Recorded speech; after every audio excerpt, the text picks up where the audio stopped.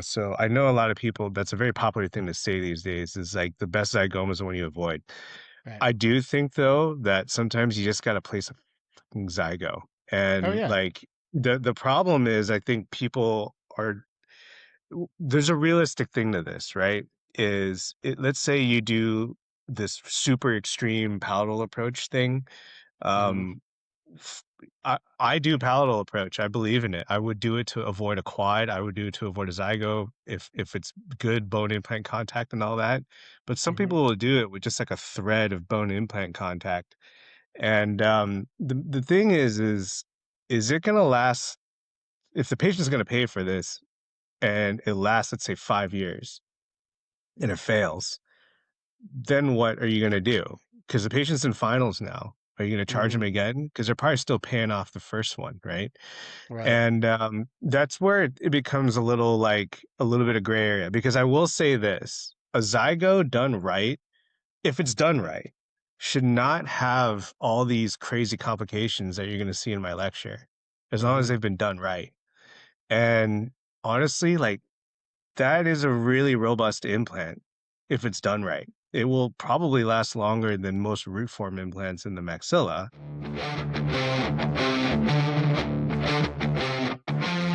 Welcome back to the All In, All On X podcast, where we take you behind the scenes of full arch dentistry, innovation, and the people who are redefining what's possible. Here we go beyond the procedures and into the lives of people shaping full arch dentistry. This isn't just about implants or workflows. It's about the lives we build, the decisions we make under pressure, and the leaders who push this profession forward when no one's watching. Get your head straight, because we're about to go all in. When bone is limited, excuses don't cut it. Core Anchorage teaches remote anchorage, zygomatics, pterygoids, advanced fixation strategies for complex full arch cases. Expand your indications, treat more patients, increase predictability. May 15th through the 17th with live surgery and cadaver exercises. Register today. Welcome back to the All In, All On X pod. And this is a bonus episode this week. We are actually running this bonus episode with Dr. Alex Nguyen, who is going to be my co-faculty at the Atlantic Implant Institute on May the 15th through the 17th. So we're going to talk about all things remote anchorage. This isn't just going to be a shameless promo for the course May 15th to 17th, but it's going to be a great didactic lesson. So you're going to want to stay tuned. We're going to talk about a lot of valuable information that you're going to want to digest, and definitely some teasers for the May. And oh, I don't want to be leaving out Dr. Sam Jarek. I should see if I can dial him in while we're here. See, don't want to leave out Dr. Sam Jarek, who's going to talk about subperiosteals, the true mandibular remote anchorage. Between Sam and I think we've got a lot of expertise on subperiosteals. So, hey, let's do some shameless promo of May 15th through the 17th while giving everyone an excellent lesson in remote anchorage. Welcome, Alex Nguyen, oral maxillofacial surgeon extraordinaire. Hey, Adam, thanks for having me back again. Looking forward to May. Looking forward to May. Yeah. So it's gonna be fun. I am too, man. We always have a great time. We've already got a good group of people. I don't know exactly how many right now. 12 or 15 signed up. Where there's room for a few more. I like that sweet spot to be around 16, 18, no more than 18. So we got a few seats left, and I'm hoping we'll reel them in now. But yeah, this is going to be fun. I've seen you teach before. You're very real, very you paint a true picture of remote anchorage. You give people without scaring them too much. Talk to me about education in full arch and remote anchorage.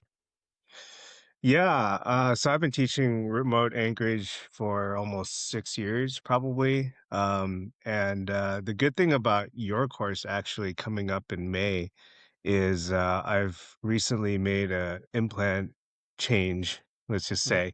So some of the content that you're gonna get at your course is actually gonna be brand new. I have to change a lot of my slides. So yeah, my whole thing was when I started teaching remote anchorage, when I was first asked to do it, I didn't volunteer myself. I was kind of asked to do it. And uh when I was taking these courses, they weren't as good. I'm just gonna say it. They weren't as Hmm. good.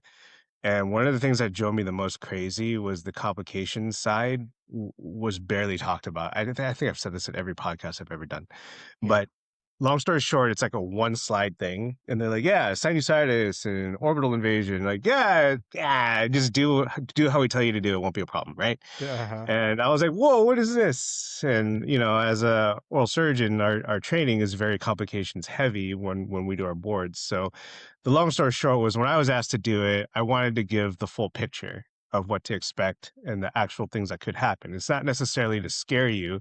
It's just that whenever you work somewhere, you are responsible for the surrounding anatomy, whether you want to involve it or not. Right. So, Right. so that was a mission of mine, was to really make sure that they get the full picture of what to expect, how to manage that anatomy. And then the other part was pros. The pros wasn't a huge part of this either. They weren't talking about, nowadays we have this is before Patsy came out, right? So Mm, now we have Patsy protocol, and I'm very prosthetically driven. As you know, my wife restores my stuff in the Austin office, so right. I have to hear it if my stuff isn't good enough for her, right? Right. Or if Right. she's having problems on the prosthetic side with what I'm giving to her. So, um, so I try to also make mine more prosthetically driven, and also give you a real idea of what happens in complications, because half of my practice at this point in terms of full arch is revisions. So I get to work backwards of what I see on the complication side with Zygos and remote anchorage, and work backwards of, okay, how do we make this not happen when we actually do the surgery? So there is a rhyme and reason as to why I am teaching things the way I'm teaching it versus how I was taught it, which wasn't honestly that well. I had to learn a lot on my own. And these Right. days now you have, a lot of good people and a lot of bad people teaching this. So, I want to be on the side of quality education that's giving very realistic, you know, situations, and also a rhyme and reason as to why I'm teaching it the way I'm teaching it, not just like academic stuff. Like this Yeah. is stuff that I do a lot of. And if you Yeah. see my Instagram, you can see I have a good amount of cases mostly involving remote anchorage these days. So there's hardly a case I do without remote anchorage now. So Yeah. that's Talking about people that are qualified to teach, or not teach. I mean, I've literally talked to so many people that have come to our courses, or I've talked to them, at symposiums or national meetings, and they say, well, I learned this and I've been doing it for 6 months, and I was asked to come back and teach at this facility. And, literally, like I'm being for real, you know, I've heard this story several times, or I've heard doctors come to our courses. I've probably heard this a half dozen times at least, if not 8 or 10, where they're like, well, I didn't come here to learn. I just came here because I'm going to open up a teaching institute, or I want to lecture, and I came to see how you do it. And then as we go through the 2-day course, I get the most basic questions from these individuals, and they're usually new grads, 2 years, 5 years, 7 years out of school, and they're well-intentioned people, but they just don't know what they don't know. So having somebody like of your stature, or maxillofacial surgeon, and you do this every day, I can't tell you how really very important that is. So I'm honored to have you on faculty here. Oh no, I'm honored to be there. And we've obviously we first have talked back and forth for a while, but then we actually met in person finally at Yeah. Orca a couple Right. of years ago, when we were both teaching. You were teaching pros, I was teaching level 3. I'm actually going back this fall. Good. But anyway, um, I think that you're well intentioned with how you teach, and I'm not trying to blow smoke up people's asses. I'm really not. Like, teaching doesn't pay me enough for me to lie. No, it doesn't. No, So, it and doesn't. I really just want people to do this right, because I see it done wrong a lot. Yeah. And I see a lot of people on social media usually that are very glamorizing this procedure. And when they post these cases that are like really bad, with like poster zygos towards the orbit and not good AP spread, and everyone's just like, "Yay, you're amazing! Oh my god!"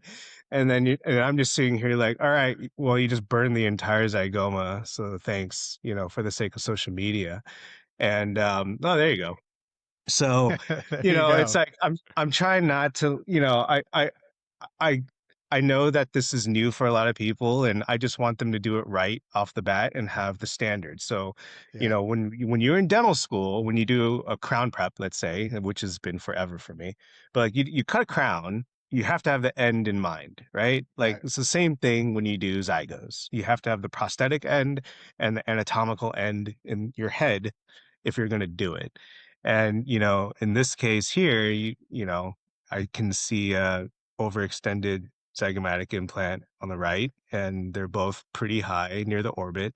So if you ever needed an anterior zygomatic implant, it's going to be not impossible, but it's going to be tough. You might even have to crisscross them to try to Hmm. hit the lower portion of the zygoma, which is, a higher risk of collision and all this other stuff. So Yeah, either way, I mean, it's just making life harder. And I just want, a higher standard. That's all. And for sure. I think there's no qualification of who can teach right? It's dentistry. It's kind of the Wild West. So anyone can teach. So it's up to the person that's attending to determine the quality of the education that they're getting, and hopefully they see that some value in what we're doing in May and October. Yeah. I pulled this up.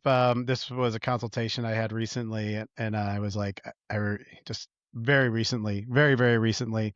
And we're going to be editing out the name on this patient before we go to podcast. But the the patient come in and had this work done not too far from probably your wife's. Hopefully, it's not one of your cases.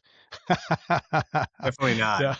No, no, no. I know it's not one of your cases. No, It that looks more intrasinus, so it's not gonna be mine. Yeah. I don't do No, intrasinus. I know it's not your case. I'm being facetious. But case was done just a couple of years ago, and y- gosh, what can I say? Having some problems with the prosthetics is why they're in today, or why they're Yeah. in. Um, and I said, was your dentist, by the way, older? And yeah, he's 70 some years older. Okay, great. Hmm. I said, is he older because I think I was looking at prosthetics like this about 16 or 18 years ago, which was kind of the tip off. But anyway, he's a couple of years in on this surgery, and I thought we talk a lot about saving the zygoma and preserving space in the zygoma, because these are cutting. Well, they're actually intersinus, but they seemingly look like they're cutting through all the zones. I think you could actually find a little bit of bone here to engage if you needed to, but it wouldn't be easy. It's not I mean, the left side might be easier than the right, but then, yeah, and if you look at the zygos, they're pretty thin, and they have, sinus recesses as well that are inside of the zygomas. It makes it even thinner that way too. Hmm. So you almost have to go if you needed an anterior zygoma, it's gonna be tough because that good bone near the orbit's already taken. So you gotta go a little lower, and then if you can even crisscross them that way, and if you do have to go lower and crisscross them, usually, if you look at that coronal slice, it's pretty thin inferiorly, so it might be hard to get some torque down there, so it's gonna be tough. The good news is, though, the premaxilla looks like there's a ton of bone, so you might be able to rescue it anteriorly with more tilted goodness. Yeah, and of course you would Honestly, come. this case in our hands may have just been a fast with, 4 up front and 2 pterygoids, and may have been able to avoid the zygomas as a whole. I completely agree with that. I mean, I'm looking at the pterygoids. I'm looking at at the premaxilla, and that the premaxilla. I don't have X-rays on this yet. This is just a consultation, but they look pretty good. I mean, my assessment of this in the chair is, I can't make you any promises until I take everything apart and see what the tissue health looks like, the keratinized gingiva, see what's going on. Right now, the complaint is really just prosthetic driven, but hopefully we don't have any surgical complications or problems. But prostheses are huge. Um, I Yes. I've been to friends' classes and things like that, and whenever remote anchorage is talked about, I don't feel like I see enough, um, content on the prosthetics that are involved in remote anchorage. And so for this class I've built that we're doing on May 15th through the 17th, I've built in a couple hours where we're talking about specifically just prosthetics as they pertain to remote anchorage. I mean, have you Right. seen many discussions on that? So I actually talk about it in when I teach my portion. So, you'll see, I always have a little blurb about Hmm. prosthetics in terms of remote anchorage. So like when I do pterygoids, I always talk about having a wider arch in mind, and the material might have to change depending on, the gap between the two implants with the pterygoid and how big the puck or the arch is compared to the puck size that you can get. Obviously hygienic contours and maintenance, but also just like your records are infinitely more difficult with a sixth implant, even with Yeah, photogrammetry. yeah. So I do talk about that as a stupid oral surgeon, but No, that no, had no. to that had to learn a good amount of prosthetics just to be successful at this. But also for Zygos, like, we just talked about this right here. Like a lot of these people that are doing posterior Zygos, the most posterior they get is maybe the first premolar or even canine I've seen, and then they have this big old cantilever behind it. And so, of course, your prosthetic is going to start loosening up, especially if they have parafunction or not enough restorative space. Mhm, And so I always try to aim for the first molar site for my posterior zygo and low in the zygoma. That's how I teach it. mhm. That's how I've taught it forever, by the way. Right, And the biggest compromise I'll make is second premolar. Like, right. I don't go any more anterior than that, and if you go any more anterior than that, you've completely wasted a, uh, a posterior zygo opportunity.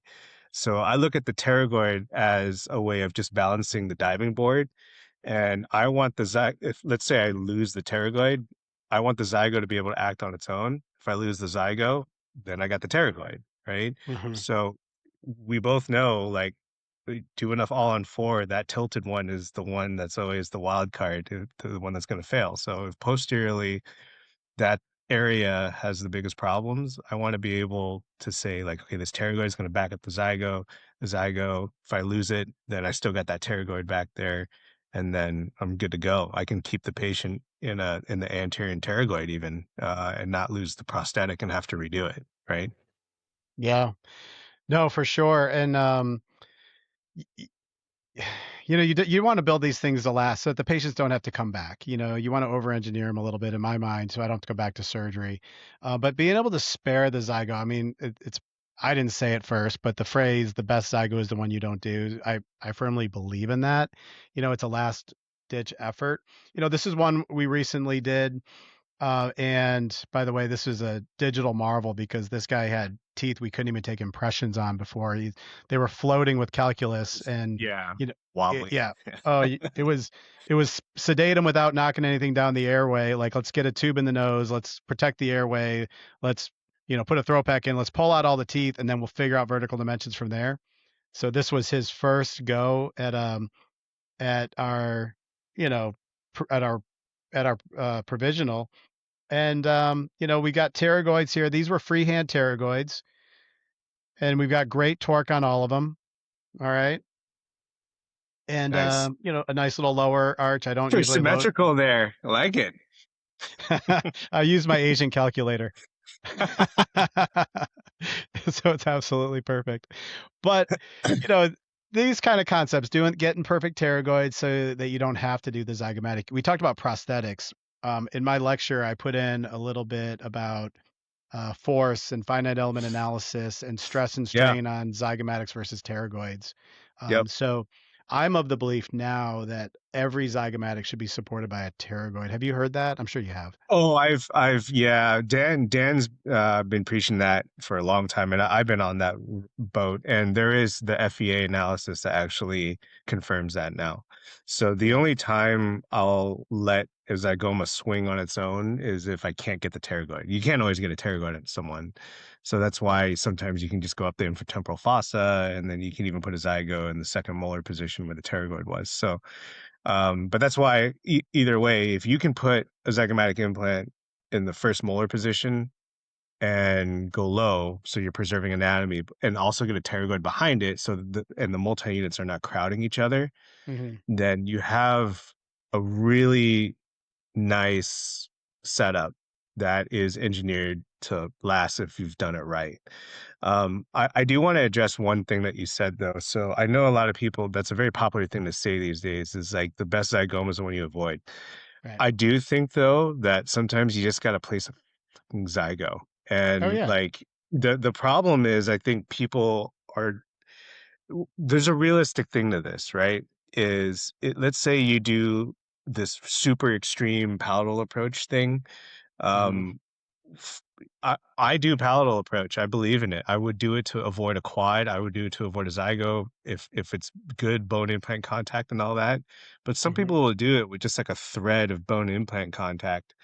And the thing is it going to last if the patient's going to pay for this and it lasts, let's say 5 years and it fails, then what are you going to do? Because the patient's in finals now. Are you going to charge them Hmm. again? Because they're probably still paying off the first one, right? Right. And that's where it becomes a little like a little bit of gray area. Because I will say this: a zygo done right, if it's done right, should not have all these crazy complications that you're going to see in my lecture, as long as Hmm. they've been done right. And honestly, like that is a really robust implant if it's done right. It will probably last longer than most root form implants in the maxilla if it's done right and the Right. prosthetic's done right and all this other stuff. So at some point you do have to just throw up a zygo. And I think like when you thread the needle a little too much to try to avoid it in an already weak maxilla in a Hmm. tilted spot as a posterior support with barely any bone implant contact, we have to remember, guys, like this, the patient's going to have to undergo another procedure. And, Yeah. again, I have a running joke. As an oral surgeon, my patients are allergic to water and oxygen. So, like, I see sick patients. I don't want to have to do surgery again, especially if Yeah. they're already old. So, Yeah. if they're already old, like, yeah, quads can have prosthetic problems, period, just because of the force vectors.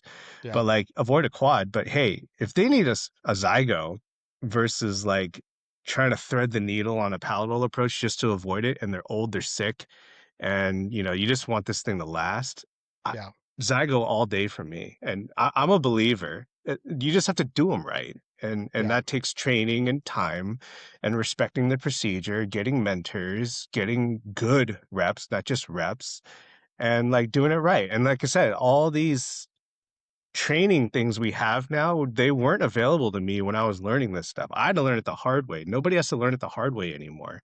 It Yeah. just takes a little bit of time and maybe some money. But like I wish I could have spent a little more time and money just to get better at it without having to struggle to figure it out on my own. Right. Yeah.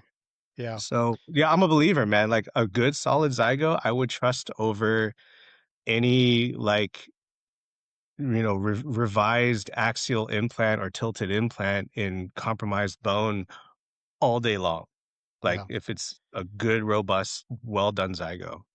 Yeah, and I got an example of that right here. You made me think of this because this is, coming up. When you're teaching in education, you want to show. I probably don't show perfect case. I might show one perfect case. Say, okay, there we did one. But then the more of the learning is in the stuff that's not so perfect. And you talk about, being afraid to place a zygo. So this is a case that I wish I could do again. Not that it didn't turn out great. This is surgery from a couple, I don't know, years ago. And I show this one to show that you can't always be afraid to do the zygo. So here's an impacted canine. I didn't want to take it out because I would have probably had a communication from the nose to the sinus to the mouth, right? And it would have been difficult to close. That would have been a potential complication in my mind. We could talk about that later. But I decided I had to do a zygo here. Little high on the zygo, but I'm telling you, this woman was hard, very frail. We've all got our excuses. On the right side, I didn't want to do a zygo as old and as frail as she was. So this is one of those where I think I kind of forced this tilted just a little bit, and what would have been the harm in doing a proper zygo? Obviously she's done very well. Got great Yeah. pterygoids and whatnot. So more to your point, looking here, I'm very far Oh yeah. extended. Yeah, I don't want to be that far extended. I want to be 2 millimeters at the most. But this is a freehand case. Went great. Torque went great. We can armchair quarterback it all day. But, if I'm armchair quarterbacking myself, I say, why didn't I just do the Zygo on that and just be done with it? I obviously got a great looking Zygo on the other side. So Yeah. I'm with you. If it needs a fucking zygo, do a zygo, right? I mean, just do it. Yeah, and look, I mean, kudos to you for actually showing your complications. I mean, I do the same thing. I'm not afraid to show my mistakes. I mean, one of my more recent posts was when my first failed zygo in my Arizona office. I don't have a lot of failed zygos, and I had my first one in Arizona. I had to take it out, redirect it, and I had no idea why it failed, but it happens, and you have to be able to Yeah. do it. And I'm glad that I placed it low so that I could just move it a little bit and then be fine. And now he's great. He feels infinitely better already after just a few weeks of or a few months now of surgery. So, but yeah, I mean, it's good that you show that, but you learn from your mistakes and it is what it Yep. is. Like there's a lot of Yeah. cases I wish I had done a little differently, but whatever. Yeah. I mean, We all that's how get in you the learn. trenches. You get in a case like that and you got an older, frail patient, frail lady, and I do the mandible first, and I'm just having a heck of a time getting torque in the mandible to begin with. And then you go to the maxilla. For me, I go to the maxilla second. I like to get bottom teeth out of the way for a variety of reasons. But one, uh, when you're doing remote anchorage, I don't want to have any lower teeth in the way. They're always a Yeah. hindrance on the access. I want them Yeah. gone. So, Especially if they're loose and super erupted and stuff. Yeah. Hey, JB Dental Lab is the lab that full arch clinicians trust when precision truly matters. JB combines advanced digital workflows, photogrammetry compatibility, expert design teams, and high strength zirconia to deliver prosthetics that fit, function, and last. Their communication is top tier. Their turnaround times are reliable. Quality is the reason that so many high volume, all on X practices partner with JB Labs. Visit jbdentallab.com for reliable quality, full arch support. Tell them that the All In All on X pod sent you. Well, and a lot of people are at least aged patients. A lot of their central Yep. incisors and canines are 6 millimeters too high, Yep. 8 millimeters too high. We got to drop them down like an inch and a half. So, which is an imperial number. I'm sorry. But anyway, uh, I'll do the conversion for you later. Anyway, yeah, you're sweating. You should have been out of there an hour ago, and you go, I'm just not going to do that Zygo. I mean, this whole late, I'm just not going to do it. And then you kind of get that. So they say the best Zygos are one not place, but sometimes you just got to suck it up and do it.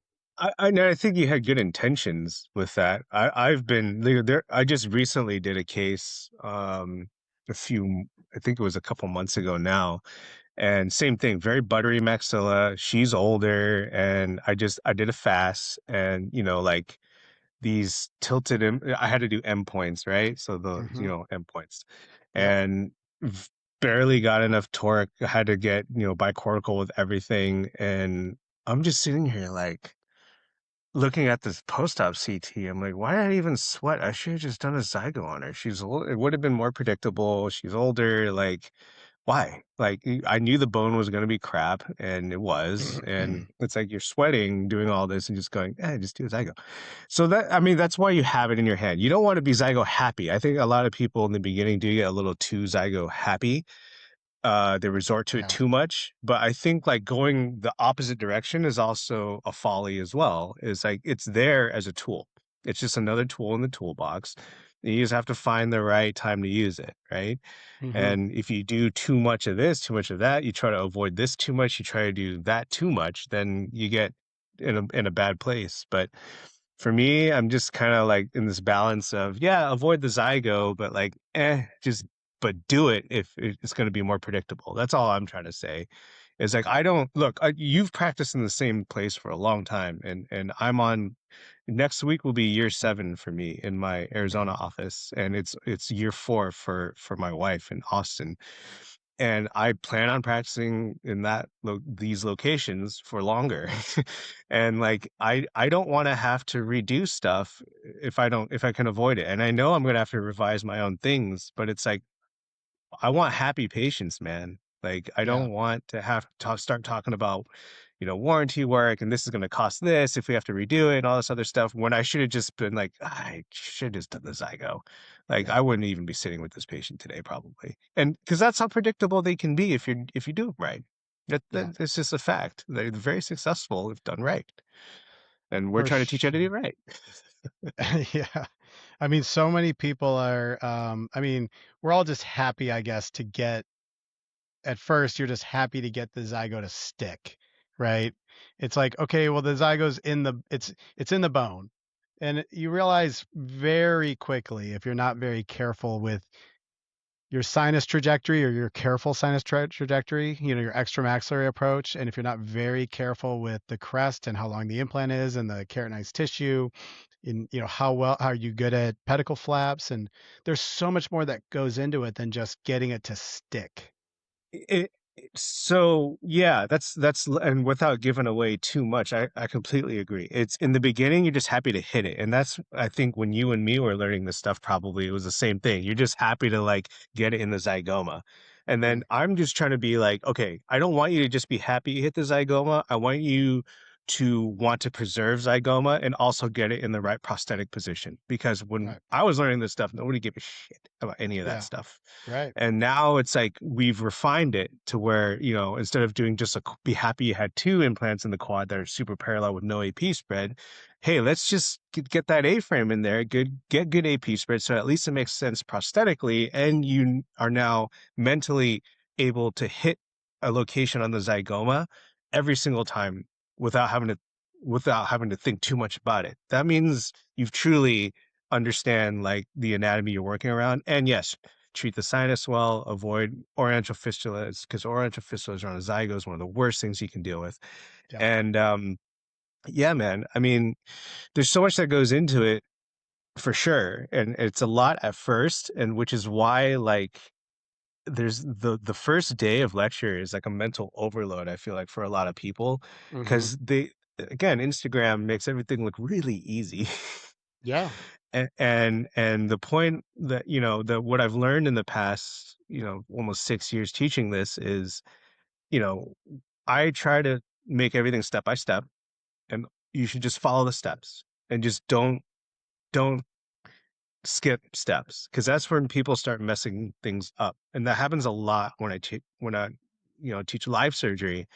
For the past year and a half been going to Brazil teaching live surgery, and the biggest mistakes is it's not really it's the first day they can make some mistakes, fine, but then it's when they start getting comfortable and they start skipping the steps is when Hmm. more mistakes start to happen. And a lot of the steps that I teach, the little nuances of like controlling the drills, because drills like to skip when you start dealing with cortical bone that's curved, and just learning how to manage your drills. And then every implant system too has its own nuance. Yeah. So I've been fortunate enough to use the majority of the zygomatic implant designs, and I picked the ones that I use personally in my offices for a reason. But I have to know the nuances of all of them because one, Orca, right? They have Yeah. everything. And like everyone I work with has a different implant sponsor, and you have to know the nuances of each system and the drill kit Right. of each system and how to use that kit. And there is a difference. So you can't, a lot of people say just use this one kit for everything, and it's like that works to a point.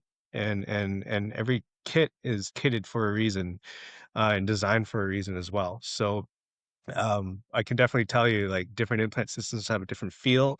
Some of them will bottom out more on the cortex and you have to open them up more just to get torque. So it doesn't just stop at the cortex and it can Right. actually engage on the outer cortex and things like that. So, I mean, these are nuances that I think someone with a good amount of experience that's used a bunch of different things as well can only be able to teach you, and be able to teach across different zygomatic implant platforms Hmm. and have the same end result, right? Yeah. Well, and I think that you really have to pay attention to your armamentarium. And you talked about people who, they place all their zygomatics with the same drills. I don't really, I've tried that, and I found that, I was a little disappointed. I mean, I think that the drills really are made for the implants. There's a reason if you're working with a good company. So I have my favorite kits and my favorite drills, obviously my favorite implants, but I don't, it's not so easy just to cross drills to implants. I don't think that's responsible either. It's easy until it's not. Yeah. And then the problem is, when you get to different zygomatic implant widths and things like that, and different tapers, different thread, patterns, and like, is the apex more rounded? Is it more flat? Yeah. Is it more parallel? Like that's where the design of the drill really comes into play, because certain drill designs, if they're more tapered, might not be great for Right. a different type of implant design. Mhm. So they each have their nuance, and you use what you use, and you'll know the nuances of your system way better Sure. than I would know the nuances of the systems that I use, and things like that. But the thing is, you've used enough systems, and I've used enough systems to know a little bit of the different feel for Mhm. them. And again, that's important because I that's a question that everyone asks, is they Mhm. do ask like the different systems, and you try to be objective, right? No matter, I know there's sponsors and stuff you have to keep happy, but like you also have to be pretty objective, and because they're literally asking you, and you have to do what's best for the Yeah. patient. So like you have to be honest, and Yeah. like you said, I try to be maybe too blatantly honest sometimes. You know But what? I don't You want can't anyone to really. call me a liar. I don't want anyone to Yeah. think, like, pay all this money and they didn't think they got, you know, Yeah. take all this time out and then think they didn't get, you know, what they needed out of me at the same time, right? Well, we have to be responsible with what we're teaching, and if we're going to recommend something, if I'm going to so I have vendors or sponsors, if you want to call them, and they don't make education lucrative by any means, but they're there to support us and help us in every way. And I wouldn't have them there if I didn't think that their products wouldn't work. Absolutely. You have a new implant. Do you want to talk about it? Where you're at? You talked a little bit about it already. You've got a new venture going that you're excited about. Yeah, oh, this will be the first time I've actually said it on a Okay. podcast. Yeah, for after almost 6 years of being with the same company, just recently made the switch. So BioHorizons Camlog will Mhm. be releasing a zygomatic implant. It's already out. It's FDA approved. I was the first to use it in the world, and then just recently was the first to use it in Texas, and then I'll be the first one to do it in Illinois in a few days. Good. But I'm helping them with that, so they're coming out with remote anchorage line. So the Zygos coming out first. Pterygoids should be hopefully soon. And then I was able to mess with their pterygoid design a little bit too, and I'll also be helping them with the education for it in the next coming months, probably. So that might start being announced soon. So I'm Good. really excited. It's been great so far, and it's kind of fun learning a new system after using the same thing for so long. But Yeah. it's been good. Good company culture, and I'm Good. hoping this is the start of a nice long relationship. Yeah. Well, I know you wouldn't do anything that you don't firmly believe in. You do. That's one of the reasons I'm working with you is because I know you do things for all the right reasons. And I think you have that integrity and that value with good products. So I'm sure I haven't seen it. I've seen a catalog picture of it or something on the internet, but I haven't actually touched them. But I'm Yeah, sure they're so nice. I tested it on a cadaver, so they were nice enough to let me do that. I'm actually going to post that at some point, probably after, because they have their symposium coming up in a week, and I don't- they're obviously going to announce it more. But after that, I'll probably show what I was able to do with it on a cadaver. But I made sure I mean, Yeah. because, you know, A-frame quads, pterygoids, infratemporal zygos, I did all that. I maximized my time with that cadaver, man. Yeah. And I made sure I tested the hell out of it too. Like I tried to strip it. I tried to just crank on and just get a Sure. whole bunch of torque, and Yeah. so I put it to its paces. I would not have done this for sure. I nobody gets, at least I don't. I definitely don't get paid enough to try to push something I don't believe in.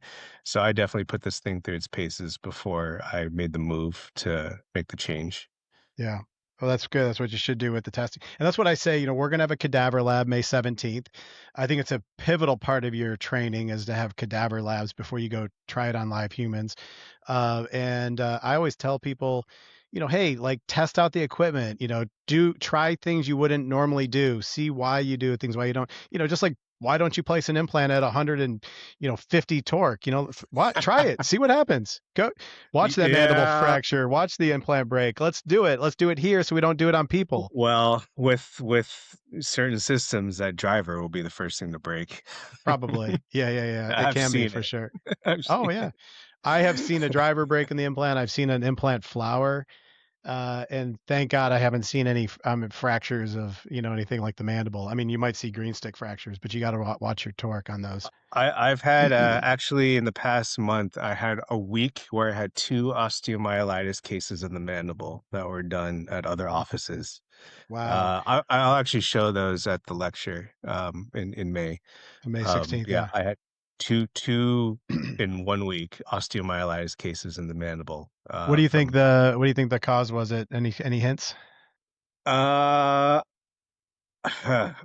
it's one of those. I wasn't there. I can't. Yeah. So the problem is like, and sometimes some offices are more responsive than others when you try to Sure. get information out of them. Let's just put it Sure. that way. Yeah. So I can only guess it was a really badly failed implant site that just didn't heal properly. Gotcha. Sometimes it's the host, sometimes it's just not treating the cause and not acting on it fast enough where it Yeah. just worsens.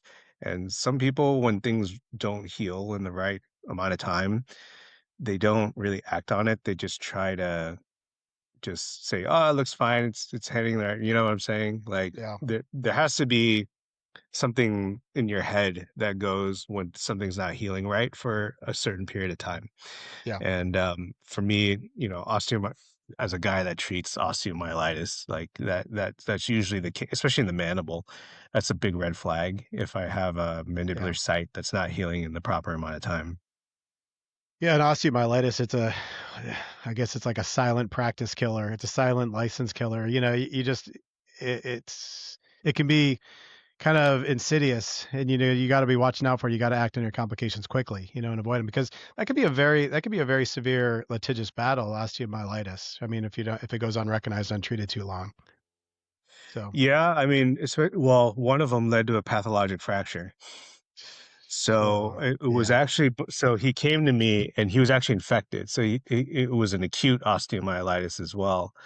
mm, And I was leaving town and he had a heart condition. And so just to treat him, I would need all this cardiac stuff. So there's no way I could just treat him right away. So I was leaving town. So I sent him to the hospital and he ended up getting admitted. He got debrided. He ended up with a plate, got, because he had a pathologic fracture. And then he actually got heart, cardiac issues at the same time. And usually, like an osteomyelitis patient, they're generally not super healthy people. So, right, I mean, it makes sense if he's having like heart failure or something like that. But in the end, like these are, like you said, it turns from a dental problem to a medical problem real quick if you're not careful.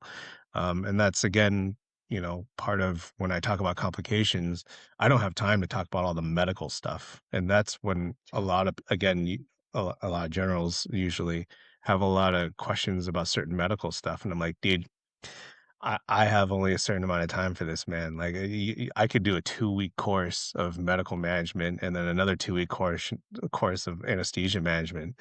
hmm So, there's a lot you have to keep in mind. And, you yeah, do fancy, I think my friend David Bulat said that the fancier the implant, the fancier the problems, or something yeah, like that. yeah. And that's what happens, man. You do full arch and you got an atrophic mandible and that thing can crack. So, especially if it gets infected. Yeah, for sure. I mean, the bigger the treatment, the bigger the potential for complication. I mean, this was posted in Full Arch Addicts chat at the institute recently. Somebody was talking about the 22 millimeter implants you place in the mandible, and they're like, "Well, Yeah. what if it goes wrong?" And yeah, exactly. What if it goes wrong? What are you going to do about it? The question being, should we even be doing it if you can have a big complication? Well, everything kind of has complications, right? I mean, you just Yeah. have to determine what your threshold is, and are you able to manage that? I mean, I have a CBCT I can show on that too. Remember those old transmandibular implants that were placed this way and then the prosthesis Hmm. came out? I mean, I'm seeing those start to get infected, pathologic fractures, osteomyelitis as well. I mean, one little periimplantitis turns into, you know, a pussed out mandible with a pathologic fracture and osteomyelitis and a big old recon plate to the neck pretty quick. Hmm. So, yeah, I mean, I have some 25 millimeter implants that go all the way to the inferior border, but you have to remember, yes, your patient is also expecting teeth. So Hmm. you have to give them teeth. But yeah, the fancier the procedure. But here's the difference. Like, if something like that happens, I'm gonna treat it because that's my training. So like Right. I can treat and plate and manage osteomyelitis.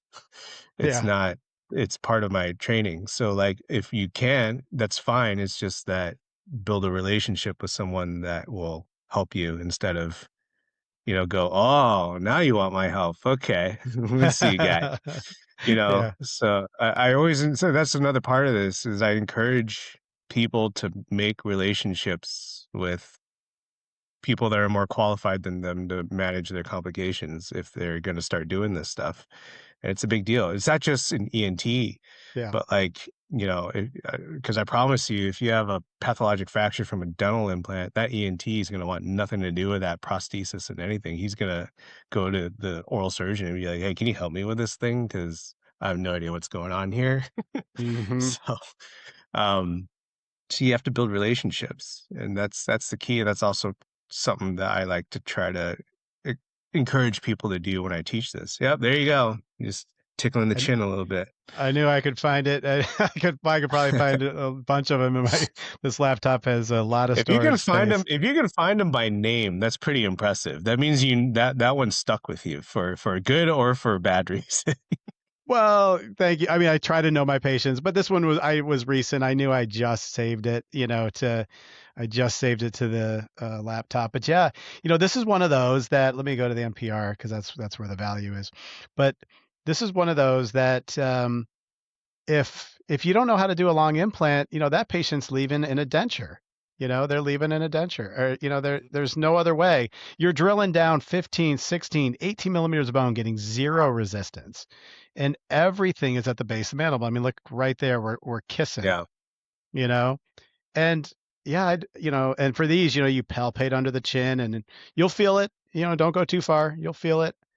Um, but these are even better now. I got XNav. Why? Because dental, my students were constantly putting implants in the wrong place and then worrying about it. And so I didn't buy XNav. I said, if you can convince me that this is good for my patients or for my students, and they said no problem. So they brought it in, and now I love doing it. So this one was by hand. You can see me having to palpate the bottom of the chin, but if I'm Mhm. using my XNav, I can see exactly where it's going. I just had in the Full Arch Addicts chat. I'm not sure if you saw this weekend. Somebody posted an implant that went through the lingual wall into the sublingual space, Mhm. and and the question is, what do I do with it now?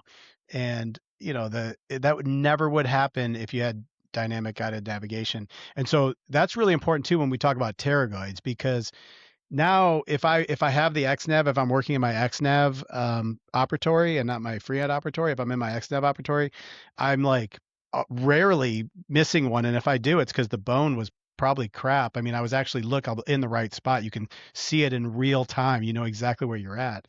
So now I'm getting Yeah. shorter pterygoids. I'm using shorter pterygoids. I'm getting more torque, and I'm hitting almost every single time. So I really call it the stress-free pterygoid. And I'm going to demonstrate that on May 15th in live surgery. Nice. Yeah, too bad I Yeah. won't be there for that, but yeah, I actually wanna see that thing in action. I almost got one maybe 6 years ago, I wanna say, 5, 6 years ago, and Yeah. then I was like, "Eh, it's okay." And, Yeah. yeah, I'd like to see that because I remember you showed that pterygoid you were doing with it, and you were like, "It's so stress-free. Don't be a Neanderthal and just whack it with a hammer." I'm like, "Yeah, that's how I teach it. Hey." I still whack it because I want that feeling of like, what does that feel Yeah, like? Because I've been using yeah. osteotome since 2006 or something like that. Yeah, six. And I just love the feel. I think every doctor should learn how to place implants with an osteotome, even if you're not doing remote anchorage, because you just feel that wood. You know what it's like. But yeah, I'll get a video of it so you can see. I mean, I wanted things that make it easier for my students to learn. And if you have that real time feedback, okay, this is what the bone feels like, but you're blind. Oh, now you take off the blinders. Oh, that's what it looks like too. That's what it feels like. That's what it looks like. Now you change the learning curve from 24 years in practice to 4 months or a year, and you just learn that much faster because you got that instant feedback. So I like it. I think it's fun. No Yeah, shame. When I first got it, I was embarrassed to say, but no shame now. It's fine. I mean, the way I look at it is most people don't have that Yeah, capability. sure. So, and most people are not. And it depends where you are in your career and how long you've been doing this stuff. So, everything has a cost to entry, right? Yeah, yeah, And, if you're just starting out with full arch, you probably don't have an XNav. And so my whole thing is, look, learn how to do it with your yeah, two eyes, your hands, your ears, and what's between the ears first, and then you can start adding your supplemental stuff. But it's just yep. like how I look at guided surgery, like static guides and stuff is I honestly barely trust those things. And a lot, No, even my singles, onesies, twosies with two supported guides and stuff, there's a lot of times where I have to redirect them. sure. And that's just using because I trust my eyes more than not being able to look at the whole thing. And then the other part of that, especially with remote, so like Zygos and stuff like that, you need to be able to see how much exposure you need to get because there's a lot of people like using the XNav or Yomi, things like that. And now they're making less flaps, right? They're making smaller flaps. Yeah, very But the dangerous. thing is I'm Yeah, teaching to do a big flap, not just because I'm telling you to do it because I'm a yeah, oral surgeon Neanderthal. It's for a reason. You need to be able to visualize the anatomy and you yeah, need to be able to flush it out, right? yeah, yeah, So like I'm teaching a big flap, not just like for shits and giggles. It's for a yeah. reason. And I have cases where I can show you why when you don't lift a big flap and what could happen, then things like that. And a lot of that also has to do with the feel. Hmm. There's a feeling when if there's two, especially if it's a pretty dense zygote, but with a bunch of empty marrow in the middle, there is a feeling that you feel when you push through all that. And with pterygoids, same thing, like So I think like you have to have that intuition if you're going to trust the technology as well. You have to be able to Yeah, also feel it. for sure. And on that, so I'll teach when I do the surgery, I'll do one side freehand, or I'll do one side, guided. I'll do one side freehand to show both techniques. And then it's Nice. great because when you do the freehand, I can actually measure the drill and then show exactly where you are. So you got that real feedback. Zygos, I've used it to look at Zygos. You know, you got to be careful because there's alignment issues and there's little tiny deviations. And if you're deviated Yeah. 4 degrees on a 47 millimeter drill, that could be very significant. So I Yeah. still definitely teach that Zygo has to be open flap. I mean, I'm not, Yeah. and again, you also got to flush it and clean it, after you get done. That's Yep. a fact too. So I'm still very much open Zygo, but it's really cool though if we have the patient and the patient needs Zygos. Patient hasn't been selected yet, but if the patient needs Zygos, and hopefully they do. That's kind of what the big part of the course. They always have in the past. So it's nice to, look and maybe drill a little bit and then measure your drill and see exactly where you're at. See everybody can see it and then everybody can see it on the screen and see it. And it's just great feedback for the learning, for the proprioception. One of the things that made me a great bone anatomist was I planned a lot of guides in Blue Sky Plan from, I mean, it must have been 12 or 13 or something early, maybe four. I don't know. It was like right when it came out. I can't remember. And I would make these guides. I would 3D print these guides, and then I would go to surgery, and I would get a lot of My brain would get a lot of feedback on what I saw on CBCT and what it felt like. But my feedback was 24 hours or a week apart. And so now it's great because it's just seconds or milliseconds apart, what I see, what I feel, what I see, what I feel. So it's Yeah. really great learning from a bone anatomy perspective. Anyway, so I'm not ashamed because if it makes the treatment better for the patient, we're gonna do it. Yeah, absolutely. Like I said, I think there's merit to either way, and that's also the benefit. I've always said this because I'm obviously when you're teaching a multi-student cadaver lab, sometimes you need more instructors, and the beauty of all this is you get to see the way Adam does it. You'll get to see the way I do it, and you get to see the way Sam does it, and you'll Yeah, only benefit because pterygoids, like I have my own way of doing it, and it's a lot different than the way Juan Gonzalez, Dan Holtzclaw does it yeah, because I had to basically teach myself how to do it because it was before they were teaching. Dan was especially was teaching courses before he wrote a book.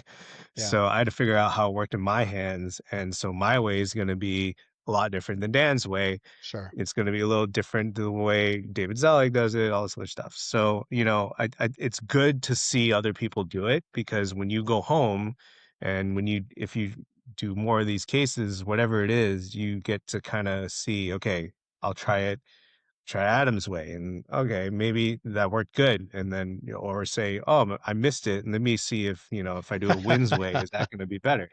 And it's usually better, right? I'm just kidding, but Yeah, it's everyone has their own way, and it's fine. Like in the end, if you're hitting like 99+% of your pterygoids, who cares how you do it? Just yeah, get it done and make it in the right restorative spot and make it best good for the patient. And so if you're hitting 99% of your pterygoids in the right spot, in the right prosthetic spot with a good torque, who cares how you do it? But at least learn how they are doing it so yeah, you can figure out what works in your hands.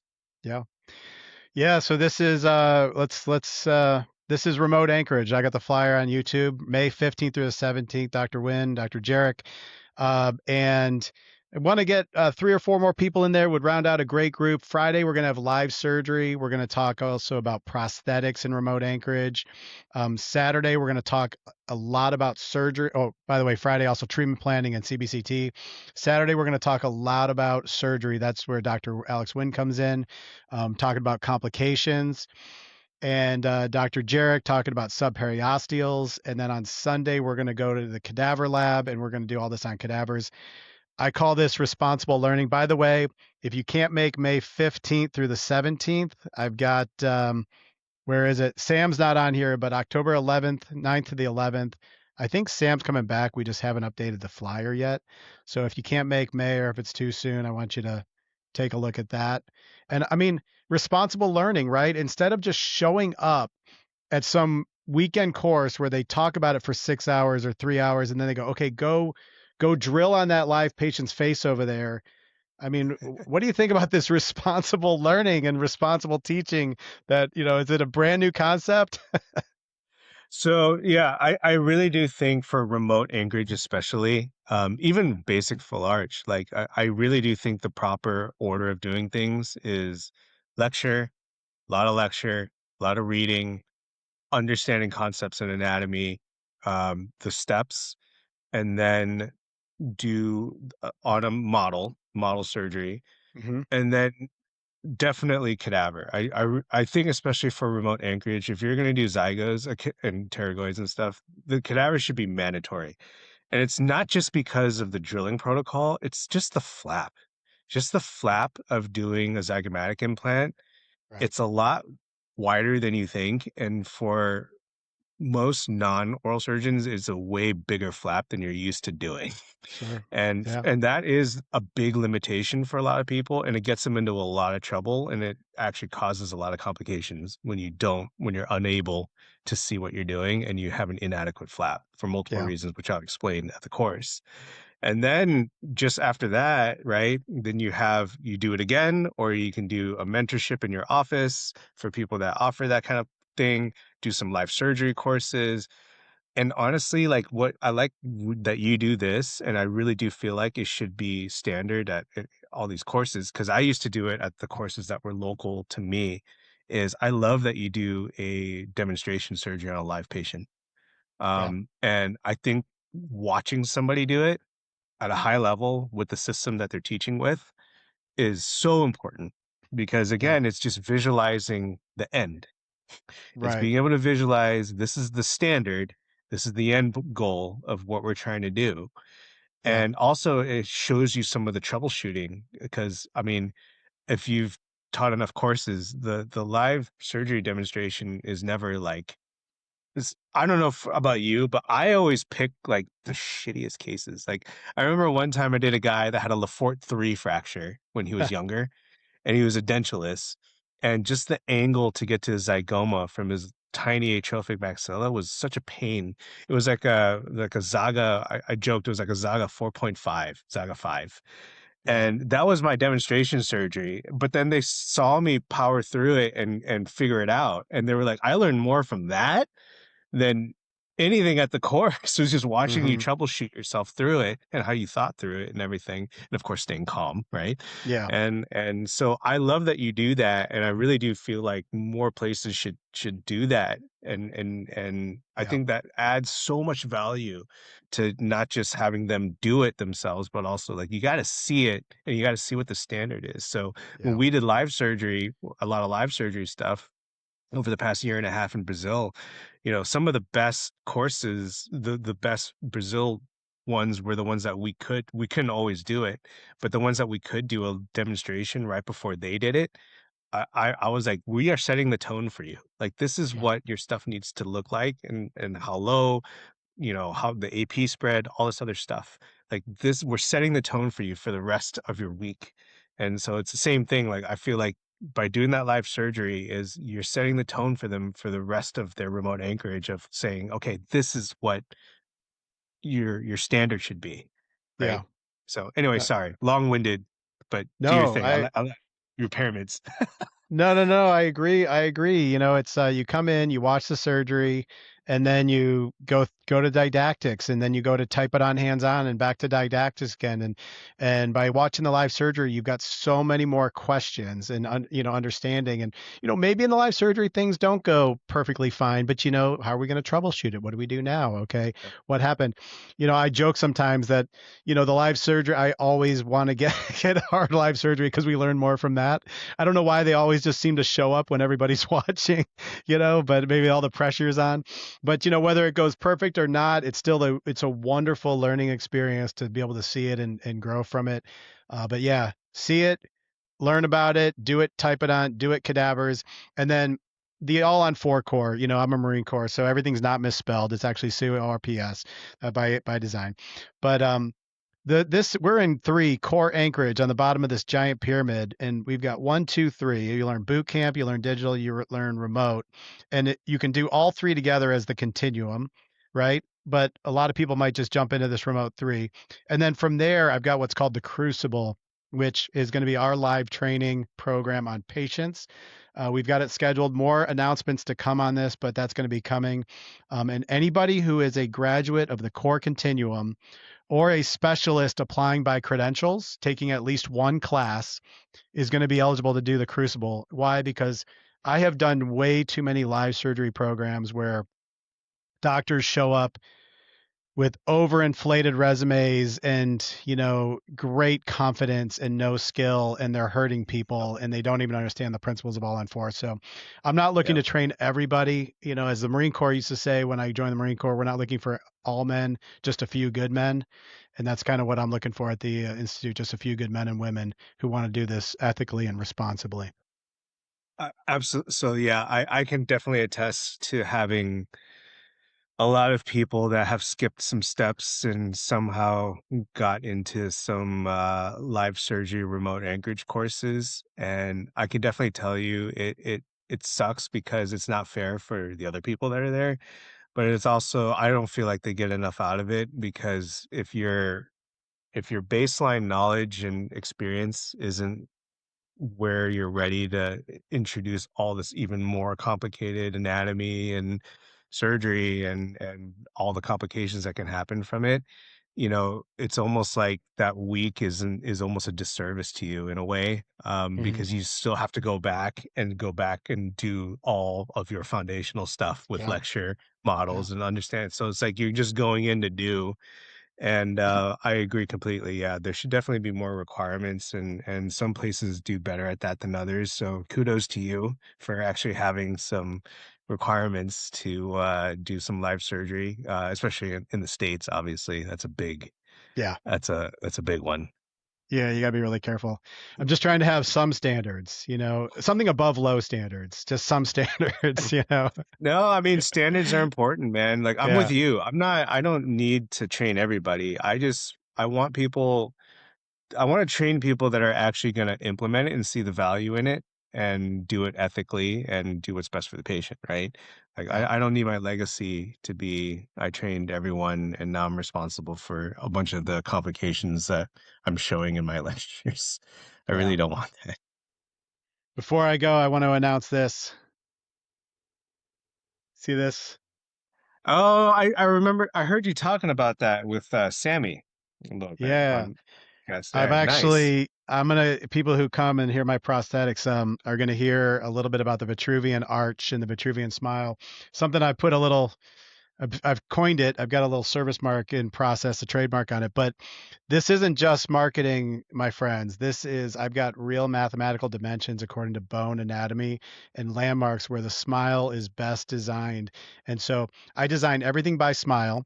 But I found over the years through planning, bone planning, that things have mathematical measurements that are very common.